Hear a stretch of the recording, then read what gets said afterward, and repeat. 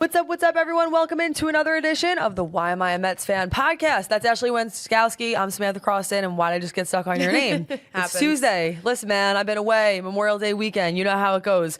We're going to talk about a lot of things. Nolan McLean, is he broken? Couple roster moves. All kinds of things to discuss as far as where the Mets are at. But first, why don't you tell people where they can find you? At Ashley Wensk TV on Instagram and Twitter, at WhyMetsPod. We have an Instagram going. We have a Twitter, a TikTok, all that. I recently just switched everything, same handle, at Sam_Croston. Just keeps it easy. Cohesive. Find me anywhere, at Sam_Croston. Also, because apparently someone has Sam Croston and Samantha Croston. So weird to think that there are other people in the world with the same name. I don't really have that issue because my name's so weird. And of course, Sam Croston, the last time she tweeted was like 2012. She has like... Nice. It could be... Fighter for the handle. That's right. That's right. The point is, it's all right. It's all right. And the underscore remains. And the New York Knicks are in the NBA Finals, by the way. And the New York Knicks are in the NBA Finals. Does anybody here who listens care about that? I'm sure people care about that. Sweep. The Knicks unite the city. Just one beat on the Knicks. The Knicks, I feel like, unite New York in a way that no other sports team does. And that's my hot take of the day. When the Knicks are good, like, New York is just completely a united front from the Knicks. Here's the thing.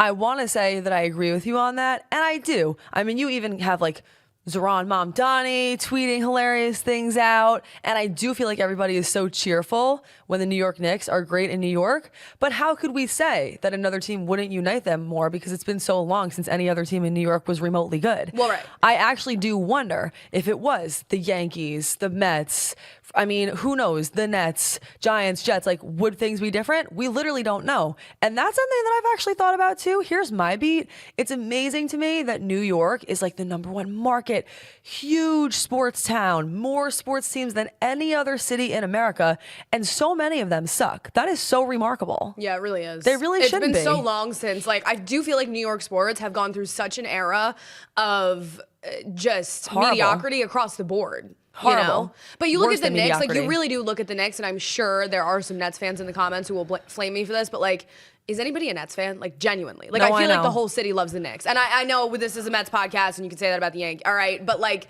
the Mets have a dedicated, loyal fan base. The Jets have a dedicated, loyal fan base when I feel like most people are Giants fans. Like, you look at the Knicks, and you're like, damn, this is a monopoly. Who does root for the Nets? But do people say that about the Yankees and the Mets? I don't know. Are we the kettle? No, the Mets are New York's. You're a real New Yorker if you love the Mets. Anyway. That's what I say too, but I'm sure the Nets have their own version of that. Nets fans at Definitely. least. Anyway, I totally agree. The Knicks rock. I'm so on board, and I'm so a Knicks fan. Same. All right, so the Mets aren't good. The Mets are the Nets, and nobody's rooting for them, and it's going the horribly. Nets, the Jets, the Mets. Double thumbs down. They're 22-32, bottom of the NL East, bottom of the barrel, bottom of the deep sea. Like, they're just not good. There are very few teams that are worse than them. They're horrible. And that sucks because the last time that we spoke, we thought there was a chance that they wouldn't be horrible. But since we spoke last to these fans on this podcast, they split the series with the Nats. They got swept by the Marlins, and they got crushed yesterday by the Reds. Like, we're just back to where we were. We are rock bottom, nobody in the ballpark, okay? But it's not a joke this time because, listen, Memorial Day just passed. I feel like in baseball, Memorial Day is kind of that first benchmark of, like, okay, this isn't funny anymore. It's not April. It's about to be, not May. Memorial Day is kind of like that. You take the pulse of your team, and whatever happened the first couple months, it's like, okay, this may actually just be who they are as a team, and that is the territory we are approaching with the New York Mets. The Mets are not a good team this year. We're just gonna have to. And my dad's still trying to be like, it's a long season, and it is. All right, there are 100 more baseball games to play. Unfortunately, because I don't have the appetite to watch any of them because this team is so bad. I turned on the game yesterday against the Reds. All right, Memorial Day. It's like, well, I'm at work, but it's Memorial Day. When you're at work, every you story hate watch. starts with, well, I'm at work. Right. On a holiday. Yep. Anyway. I was hate watching. I put it on. I was like, all right, at least I have the Mets to keep me company. It's 4 o'clock. Great. Nolan McLean's pitching. Oh, great. Maybe we'll be in for a nice treat after that Marlins debacle, which I also turned on the last game of the Marlins series on Sunday. Let me actually start on Sunday. I turned on the television. It's 0-0 in the 9th. I'm like, okay, like we're, pitchers duel. Sure, they can't hit because they never can, but we have a chance. We're in this thing. And then, a minor league player who had never hit a major league home run before, I believe, correct me if I'm wrong, hit a grand slam over the wall, and the Miami Marlins walked it off at their home ballpark. And then the very next day, we were treated to a Nolan McLean start in which he gave up nearly 7 runs. I don't know if he was charged for all 7 of them. By the time it was all said and done, it was 7-0 Reds, and Nolan McLean was out of the game in like the 3rd or 4th inning. And now you start to wonder what's going on with McLean, and we'll get into all that in a minute. But it has just been misery in Mets land, okay? They had so much momentum when they were going to D.C. to play the Nationals. They had won 7 of 10. They had won that Yankees series in exciting fashion. They took 2 out of 3, and then they go to D.C. and they just throw up on themselves. The Nationals are so bad, and so are the Mets. The Mets are worse. No, that's the thing. You want to be like, oh, other teams are so bad. No, this team is bad. Bad. Sadly, this team is very bad. Yeah, I like how you started on Sunday because I love a good history made against the New York Mets story. No. That happens from time to time. It's on SportsCenter. They're like, this guy's a minor league player. It's like his 30th at bat. He's never hit a home run before. Oh my God. That's special for a Marlins fan, For and for a him. Marlins player, For and for a him. Marlins family. And then to top it all off, the Marlins play-by-play broadcaster, who I do not know his name, apologies, they were playing it on SportsCenter, and the call when he was like crossing home plate, when Grand Slam, Marlins walk off the Mets, the Marlins are the king of New York or something. I was like, buddy, we get it, all right? We don't need this right now. We're not going to like light up the Empire State Building Oh in my your colors. God, Take a never. breath. Jesus. Yeah, really, really horrible. And what are you going to do? I mean, you would like to think that this was the kind of team, and a week ago, possibly you had that thought where you were thinking, you know, it is a long season, and I feel for your dad because I understand your dad. I feel for That's him the all of most. the old timer Mets fans who have been around this before, who have seen and witnessed the impossible, even in the past few years, where the Mets come back and they rally and they have a greater second half of the season. Even still, and correct me if I'm wrong, but nobody's sitting here at this table thinking that the Mets are going to end the year as the worst team in baseball with the worst record. But like, is that really the threshold? Okay, yeah, maybe bottom 5, maybe bottom 10. Maybe they will heat up a little bit. The point is, that is worlds away from what the expectations were. That's worlds away from what any of this fan base would have been happy with or satisfied by. To me, this week was that last indicator that I needed that David Stern's plan just did not work. It was actually a little funny in April. It was silly. It was exciting. At least I could say it was April. It was fun to talk about, good content, good for the thumbnail. It is June. Like, we are running out of hashtags, captions, and things to talk about besides how horribly the Mets suck and why they're sucking. It's a really long season when you're doing that like every day. There's only so many episodes, frankly, that I can title, Are the Mets the Worst Team in Baseball? The answer is yes. We talked about it at this point. I can't keep doing this. No, and it's so frustrating, right? Because I talk about, so they win 7 of 10. They win that Yankee series, and they go to Yes. DC, the wheels fall off the bus. That was, to me, their last gasp of like breath of, they cut it to, they were 21 and 26. All of a sudden, all right, we're only 5 games under 500. Now I understand that the bar is in hell here, and evidently it is, because now they're back to 10 games under 500. But you at least cut into the deficit this week and this weekend. They pretty much undid all of that progress by just having no form of life against the Marlins. And obviously they already lost the first game against the Reds. And you look at things top to bottom, and like a part of you is, I think, hindsight 2020, right? Like I'm seeing everybody on Mets Twitter and Mets social media be like, well, of course, this was always going to happen. These guys that they signed, they're injury prone and they didn't address the rotation. And yes, I think you can look at a few of those things, and hindsight is 2020. You can say they added 1 starter to a rotation that was the reason why they missed the playoffs last year.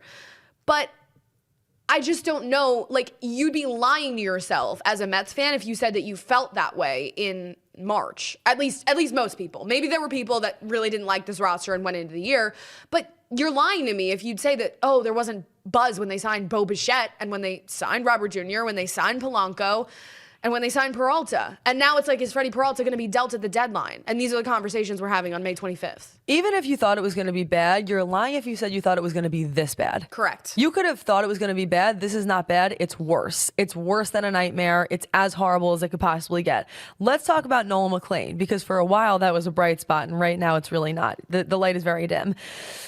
He was fresh off the worst outing of his young career last week against the Nationals, and the Mets were kind of hoping to see a different Nolan McLean, see if he could turn this thing around. He really, really did not. 3.1 innings pitched yesterday, 5 hits, 7 runs, 2 walks, 6 strikeouts. That was after against the Nationals, and this was on the 19th, 5.2 innings pitched, 8 hits, 9 runs, 6 earned runs, 2 walks, 5 strikeouts, 100 pitches. Not what the Mets need at all. I mean, collectively, I understand these are just numbers, but wow, do they tell a story. 9 innings pitched, 13 hits, 13 earned runs, 11 strikeouts, 4 walks, 4 home runs across his last pair of outings, 4.4 ERA over 61.1 innings pitched. Who is this guy compared to the guy who we saw? I'm not the kind of person who's going to freak out and say all hope is lost. It was 2 bad starts. Haven't we all had a bad day at work? All right. Yeah. It sometimes rains and your hair looks bad and then things can go off the rails from there. Happen. That was maybe a more personal example of things I've actually witnessed and experienced and seen. But the point is, I understand that bad starts happen. I think the 2 in a row is when fans really start to feel uncomfortable in their seats a bit. I also think we can be honest about something. Nolan McLean, as a 24-year-old young pitcher who came up at the end of last season and kind of had a storybook rise with like Nolan McLean, of anyone in this rotation, I hate to say it, deserves 2 bad starts in a row. Like, that was gonna come at some point, and I do think the attention towards it is a bit amplified by the fact that the rest of the team sucks and he's the only beacon of hope, right? So when you're the guy every 5 days that it's like, all right, like at least we have a McLean start, and you start to struggle, that is going to be amplified for you, unfortunately. He talked to SNY yesterday, and he said, you know, they asked him what's been the issue the last 2 starts, and he said, quote, combination of things, getting behind in counts, not landing my off-speed pitches like I should, and I've been hitting guys with 2 strikes too, which isn't a great recipe for success. Nothing but accountable there, I'll tell you that. But listen, I mean, I think I've heard the chatter. People have been like, Nolan McLean, should he go back to AAA? Honestly, my answer to that is no. I am sorry to say that I think he had a brief time up here at the end of last season. I think when they slotted him into the rotation this year, everybody knew he was, you know, a top caliber starter, sure, behind Peralta, but that 1B, 2A, whatever you want to call it. I actually don't think that at this point in his career, Nolan McLean benefits by coming back down to Syracuse, as much as we'd enjoy it, and facing AAA hitters and facing a lower caliber of competition and getting a minute. Like, no, I honestly think this is the prove yourself moment for Nolan McLean in the big leagues. And obviously, we're having a different discussion here in a couple weeks if this continues. But for right now, I think Nolan McLean needs to work through this at the major league level. I'm sorry to say that from a talent standpoint and from an actual ceiling standpoint, there is not anybody who has more potential right now. There is actually not a better option. His last 2 starts were horrible, but if you actually look at his resume and what he's been able to do since he got called up the first time, I think he's the best option they got right now.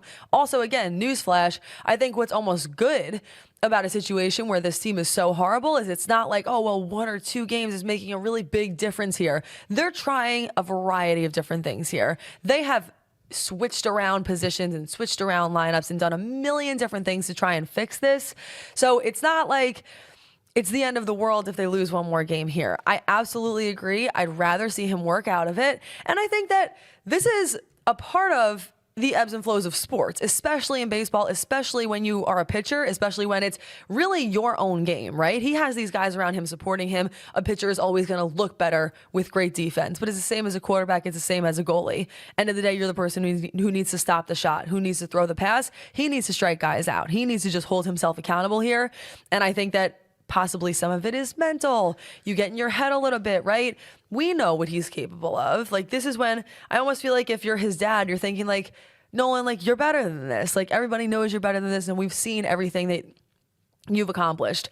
I think that must be a weird feeling to really, really go on this remarkable run for a year longer, have all these great starts, and then there's 2 truly terrible bottom of the barrel. Looks like he shouldn't even be here. That's the kind of thing that shakes you a little bit, shakes your confidence.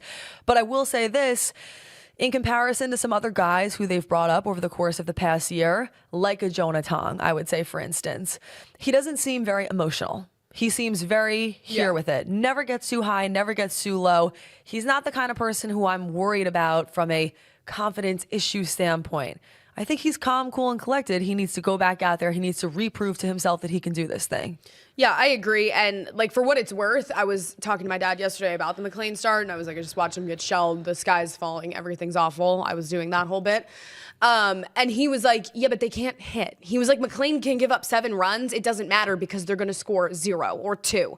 This lineup is just so absolutely, like, the pitching is a whole separate issue. Everything is wrong with this team, top to bottom, and we can be honest about that. But the lineup is so absolutely unwatchable night in and night out. They cannot score. They can't score runs. Now, I know there's going to be some people that are like, oh, everybody's hurt. You couldn't possibly say that you anticipated, injuries to Polanco and Robert Jr. and Alvarez, and half the lineup is hurt. I get that. I mean, my rebuttal to that is that you actually could have, because all of those guys are injury prone if you're David Stearns looking at signing them this offseason. But now they've kind of hit this point where, like a week ago, the whole thing was, oh, we're going to play the kids. Okay, well, we're really bad, so we're going to play the kids, get a little energy bump from AJ Ewing and Carson Benj, and maybe they'll be great. And that remains true, but that little energy bump that I think they got from those guys last week when they won 7-10, that's like already faded. That was so temporary. I'm not saying Ewing and Benj aren't going to have a good year. They're still obviously producing. I think we didn't see either of them really fall off a cliff this week, but that's not going to be enough to carry you through 100 more games with this lineup. You got people out here being like, oh my God, are the Mets wasting Lindor's prime? What are they doing? Soto's sick because he doesn't actually want to be in the lineup. Like, the chatter is just absolutely up to here. And no, obviously, if you're running a baseball team, the chatter is not of your utmost concern. But I will say, I'm very intrigued to see where this goes, because if it continues to be 10 games under 500, there is no life, no nothing. Trade deadline approaches, they're sellers. Like, at what point does Steve Cohen try to take control of this situation? Because he doesn't really seem like a guy, to me, who wants to have his name and his brand and his on a absolutely horrible product. Like, at what point in July, when there's no fans in the stands and it's Citi Field and it's July 25th and it's 90 degrees and nobody's there, does something shift here? And we've talked about that. I don't know what that's going to be at this point, because they keep trotting Mendoza out there. I don't know how long David Stearns' leash is. But, like, Stearns turned the 4th best offense in baseball last year, albeit one that missed the playoffs, but a very good lineup, into this. Who answers for that, At some point, I think, if it continues this way, Mendoza's time is coming, sadly. I can't listen to him go out night in and night out. He's just like, we got to get it going. Great, Carlos. Well, you don't. I almost wish that and you know how I feel like you typically see this, where, if you have a guy like Mendoza who's typically more calm, level-headed, then the next guy is a little bit fiery, and vice versa. But I think that with this situation, I really do wish that he was a little bit more fired up. Like, I wish that you could feel and hear passion in his voice. I understand that as the leader of the team, he has to have some command. He can't buy into everything that the New York media is saying. But I would have liked to see a little bit more juice from him. I agree with you. He almost seems too calm and too deflated, to the point where it almost feels like he has not given up with the rest of the team, because I know he's trying, but he seems... maybe helpless is the right word. Like, he's pulled every trick out of his hat that he possibly could to try and fix this thing, and it still hasn't happened. At that point, if there's really nothing left that he can try and do to change it, yeah, at some point, it's one of those things. You can't fire the players. Stearns isn't going to get fired here. Mendoza would be the first person to go. I might be okay with it just from the standpoint of, can we change something? AJ Ewing made sense, like you mentioned. Great little boost there. But I think that we all can be honest about this. This year isn't the kind of year where all we need is the McDonald's mascot to fix this. Like, this is not going to be a grimace and everything changes sort of year. All of that was great and fun and gimmicky, but the reason why the Mets were so successful is because at that time, coincidentally, they did also turn things around on the baseball field. That part hasn't happened yet here. And this is a deeply flawed team, I think, to the level that obviously that one wasn't. Like, even just Mendoza this weekend talked about some of the injuries and guys coming back. Lindor has started running, I guess, like, is making progress, not doing baseball activities yet, but is moving towards that. He talked about Polanco. He said that when he returns, he'll be primarily the DH, maybe play a game or two at first base. I've had this first base problem here for much of the season. It's been a sticking point for me because I think it's sort of a microcosm of everything that was wrong with this design in the offseason. Of course, Jorge Polanco is going to come back and be the DH because he frankly can't really play first base. And we discovered that on about April 5th. Like, that was the design to be your everyday first baseman. Now you have Mark Vientos out there. All right, he's getting better defensively. But let's be honest about something. Mark Vientos is not a first baseman, and he's certainly not a cleanup hitter, which is what he's been in this lineup a couple of the days here when there's been injuries and guys out and, matchups based. You look at it, it is truly remarkable and almost unfathomable to think that $350 million, nearly $400 million, bought you a team of this caliber. And then you're in a position in late May where it's like, call up the kids, let the kids play. That fizzles out. You lost draft picks in the offseason for signing some of these guys. Like, it truly, at least right now, appears to be a complete and total utter mismanagement. And the kids thing, the calling up Ewing, that one made sense. All right, I'll give you AJ Ewing. Great, let him develop at the major league level. That's part of the reason why you didn't re-sign Brandon Nimmo. Nick Morabito, was that premature? Probably, considering they optioned him back down today and he didn't get one hit he literally did not get a hit during his time up with the Mets. And is that shocking? The guy had 3 weeks in AAA to start the year. He played in AA last year. I just think that it kind of was the same thing as Jonah Tong last year. Yeah. You can only do that to a point. With some of these guys, it doesn't make sense. You can play the AAA card once or twice. Not everybody fits into that category, and then you embarrass yourself. Tons of Mets roster moves today. AJ Minter and Jared Young are back from the IL. Nick Morabito, Jonathan Montaro optioned. Tyrone Taylor to the IL. Eric Wagaman up. I'm hoping that's how you pronounce it. So a ton of different things going on. The other thing I wanted to just point out from an Anthony DiComo standpoint, what a king, said Tobias Myers will start for the Mets on Friday in Miami. Yeah, because they have 2 starting pitchers. So some of the changes continue on this team. Based off of what you said, we can go back to some of those stats and nuggets I pointed out. But you know what the kicker is? It feels like it's not just that what David Stearns did impacted this year and this team. It feels like some of the things that he decided to do, decisions that he made in this offseason, possibly are going to impact the New York Mets for years to come. That's what hurts me. I think about Francisco Lindor and where he's at in his career, Juan Soto and where he's at in his career, even Bo Bichette, who I will admit right now is not playing great, but we all know what his ceiling is and the potential that he has.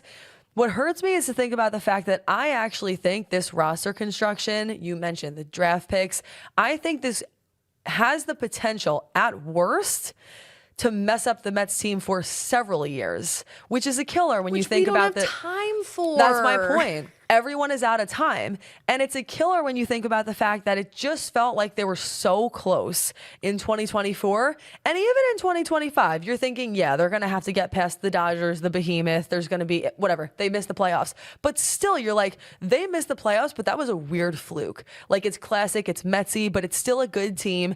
The bones are there. We just got to figure out how to paint the house. We got to figure out the infrastructure. We got to figure out the appliances. But this is a good house.